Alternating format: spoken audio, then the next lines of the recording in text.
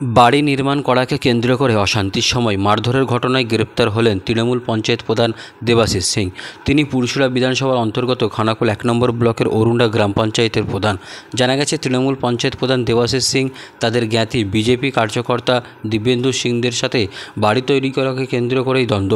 অভিযোগ, শনিবার প্রধান ও তার পরিবারের লোকজনেরা দিব্যেন্দু বাবুর বাবা বিনোদ বিহারীকে বেধড়ক মারধর করেন, এমনকি ধারালো অস্ত্র দিয়েও শরীরে আঘাত করেন।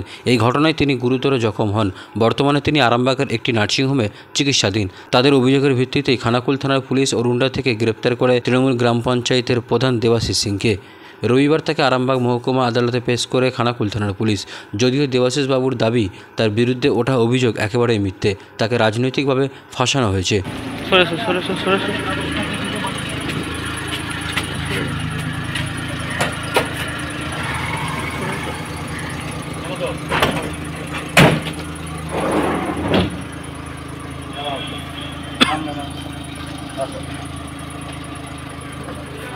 দাদা, কি জন্য আপনাকে গ্রেপ্তার করা হলো? দাদা, কেন ধরলো আপনাকে পুলিশ? রাজনীতির দিক দিয়ে এটা ফাঁসানো আছে, সম্পূর্ণ রাজনীতির দিক দিয়ে।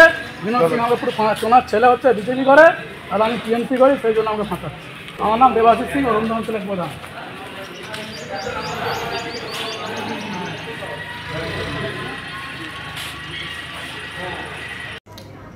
আমি চাই ওর ফ্যামিলির সবাই অ্যারেস্ট হয়, কেন ওরা ঘরটা করেই তো ওরা আনন্দ উপভোগ করতে এসেছিল, আমাকে মানে খুন করে ফেলার উপলক্ষ করেছে।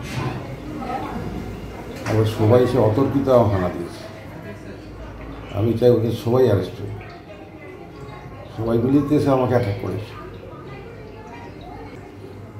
বিজেপিকে করে না করেন, আমি এক্স পুলিশ অফিসার, আমি এক্স পুলিশ, আবার এক্স প্রধান। আমি একজন পঞ্চায়েত প্রধান ছিলাম, জানেন তো, 83 সাল থেকে নষ্ট হয়েছিলাম। আবার এক্স পুলিশ, আমি তো রিটায়ারমেন্ট লোক, আমি আর কি পার্টি করবো? কংগ্রেস, তখন কংগ্রেস ছিল 83 সালে। কি নাম আপনার? আমার নাম বিনোদ বিহারী সিং। হ্যাঁ, যেমন কর্ম তেমন ফল। তৃণমূল কংগ্রেসের যারা গ্রাউন্ড স্তরের নেতা আছে, উপরে তো দেখতে পাচ্ছেন কী হচ্ছে। তাদের এতটা ঔদ্ধত্য বেড়ে গিয়েছে যে তারা নিজেদেরকে মনে করে যে তারা ওই এলাকার বস আছে। গতকাল যে ঘটনাটা ঘটিয়েছে তার জন্য অ্যারেস্ট হওয়ার প্রয়োজন ছিল। আমরা পুলিশের সঙ্গে কথা বলেছিলাম, যে অ্যারেস্ট হয়েছে, তৃণমূল কংগ্রেসের কালচার, তাদের শিক্ষা পাওয়া দরকার ছিল। উপযুক্ত শাস্তি যাবে আমি বলছি। যেমন খুশি বলতে এখন আমরা সেরকম খুশি নয়। যে মেরেছে অরিজিনালি প্রধানের ভাই এবং প্রধানের বাবা মা, জেঠু জেঠিমা, কাকা কাকিমা, সবাই এখনও ওরা আছে। আমি চাই সবাইকে সবাই অ্যারেস্ট হোক। হ্যাঁ, এতে কোনো রাজনীতির রং মেশাবেন না আপনারা, কারণ এটা আমাদের মানে পারিবারিক ব্যাপার। বাবা কোনো মানে আইসিইউতে আছে, অনেক কষ্টে বাবাকে বাঁচিয়েছি। এখনও ওরা ওদের মানে হয়ে পড়ছে। আমি প্রশাসনের কাছে মানে বিদ্যুৎভাবে অনুরোধ, ওরা যেন এখনও অ্যারেস্ট হয়, মানে শুধু প্রধান অ্যারেস্ট নয়, ওর বাবা মা, কাকা কাকিমা, জেঠিমা, যে ভাইটা মেরেছে কাঠারি দিয়ে, তারা এখনও কিন্তু অ্যারেস্ট হয়নি। আমি চাই ওরা সবাই অ্যারেস্ট হয়। যে মেরেছে কাঠারিতে কি নাম তার? তার নাম সুকেন্দু সিং। অভিযোগটা কে করেছে? অভিযোগ আমি করেছি। বিষয়টা কি হয়েছিল ঘটনাটা কালকে? বিষয়টা বলতে আমাদের দাদুর ভিটে মানে পৈতৃক সম্পত্তি বাবার, সেখানে আমাদের অংশ আছে, সেটা ওরা জোরজবস্তি মানে দেবাশিস সিং এখন প্রধানের ক্ষমতা দেখিয়ে, পাওয়ার দেখিয়ে মানে বাড়ি করতে গেছিলো। ওই ভিটের ওপর ইঞ্জেকশন জারি করা আছে এবং তারপর ম্যাজিস্ট্রেট থেকে 144 দেওয়া আছে। তার সত্ত্বেও এবং থানার পুলিশকে দায়িত্ব দিয়েছিল ওসিকে, যে উনি যেন দাঁড়িয়ে থেকে বাড়িটা বন্ধ করে। এবার থানার ওসি গিয়েছিল, ওরা বাড়িটা ছাদ ঢালে গেছিলো কথাটা ভোর থেকে। ওসি যে থানার পুলিশ যে বাড়িটা বন্ধ করে চলে যাওয়ার, তারপর থানা চলে যাওয়ার পর ওরা আবার ঢালাই করে। আমরা ওসিকে ফোন করেছিলাম, ওরা বললো আমরা দেখছি। হ্যাঁ, ওরা পুরো তারপর যায়নি। তো যাক, ওরা বাড়িটি কমপ্লিট করেছে, ছাদটা ঢালাই কমপ্লিট করেছে। করার পর আমরা ওইসব ঝামেলার মধ্যে যাইনি, যেহেতু পুলিশ কোনো কর্ণপাত করেনি। আমরা বিকালবেলা খানাকুলেই ছিলাম। বাবা মা বাড়ির পাশেই মাঠে ছিল, বাবা বয়স্ক লোকেরা সব তাস খেলছিল। তো সুকেন্দু সিং আর দেবাশিস সিং ওরা বিকাল থেকে টহল দিচ্ছিল। আমরা বুঝতে পারিনি যে ব্যাপারটা এরকম ওরা করবে বলে। তো বাবা ছিল, তাস খেলছিল, বয়স্ক লোকেরা ছিল অনেকেই। তো পিছন দিক থেকে ওই কাঠারি দিয়ে সব মানে ফট করে মেরে দেয়, মেরে দিতেই বাবা ধরাশায়ী হয়ে যায় ওখানে। তারপর আমাকে বাড়ি থেকে সব বেরিয়ে পরে আমি খানাকুল থেকে ছুটে আসছি।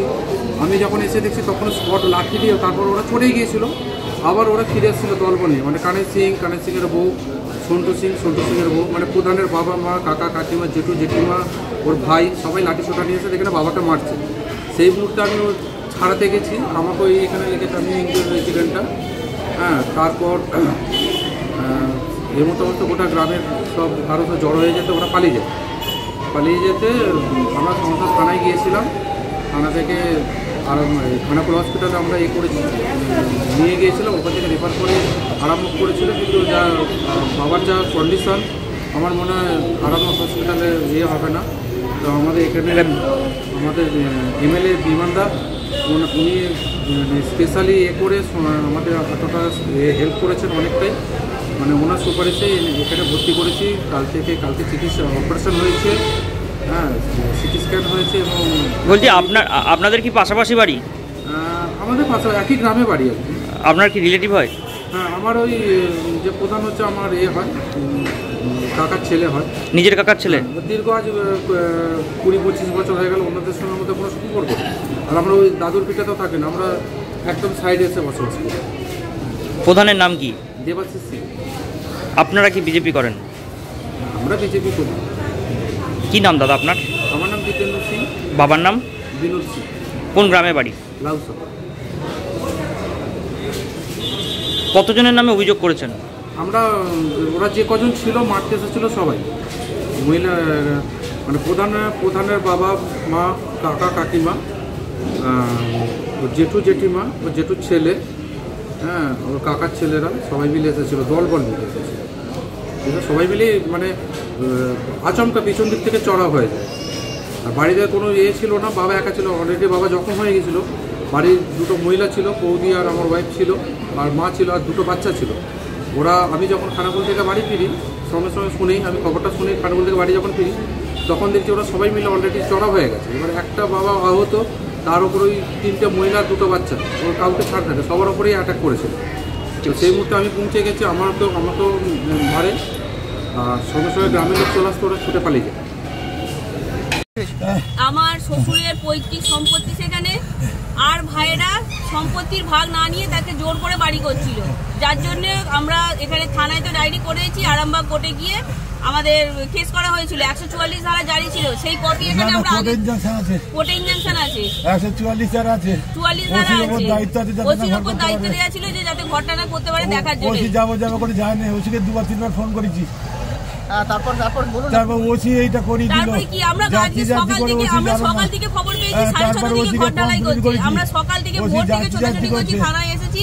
থানা থেকে পুলিশ গেছে 9টার পর, আমরা এখানে ভোর থেকে বসে আছি। তখন হাফের বেশি ঘর ঢালাই হয়ে গেছে, ওরা গিয়ে কাজ বন্ধ করে দিয়েছিল। তারপরে চলে এসেছিল, দিয়ে দুপুরবেলা আমরা খবর পাই যে আবার ওখানে ছাদ ঢালাই হচ্ছে। আমরা সেই খবরও থানায় দিয়েছি, কিন্তু থানা থেকে কোনো স্টেপ নেয়নি।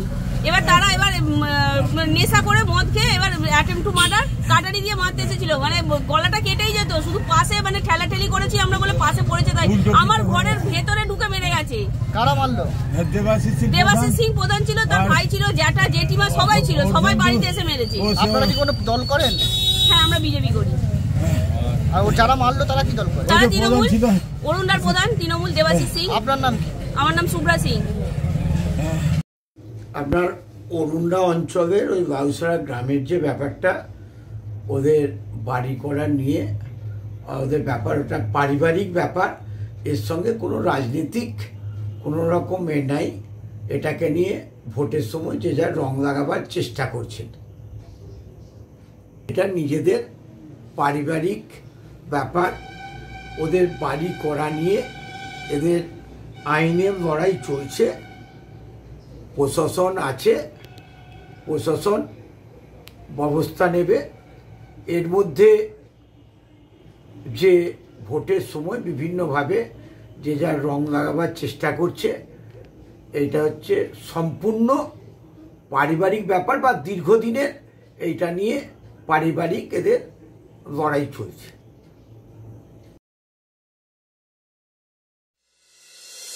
দি হিলিং ডায়াগনস্টিক রোগী পরিষেবার এক বিশ্বস্ত প্রতিষ্ঠান, সম্পূর্ণ শীততাপ নিয়ন্ত্রিত কলকাতার আদলে। এখানে রয়েছে computerised pathology unit, polyclinic unit, ultrasound এবং echo unit, digital X-ray unit, neuro electrophysiology unit সহ মডার্ন ডিজিটালাইজড ডায়াগনস্টিক ইউনিট। এছাড়াও রয়েছে দি হিলিং মেডিসিন নামাঙ্কিত নিজস্ব ওষুধের দোকান। যে কোনো ওষুধের উপর মিলবে 20% পর্যন্ত ছাড়। রোগীর সুপরিষেবাই হলো আমাদের মূল উদ্দেশ্য। ঠিকানা ঘাগরপুর, খানাকুল, হুগলি। যোগাযোগ নম্বর 9564644000 অথবা যোগাযোগ করুন 9332009403 এই নম্বরে।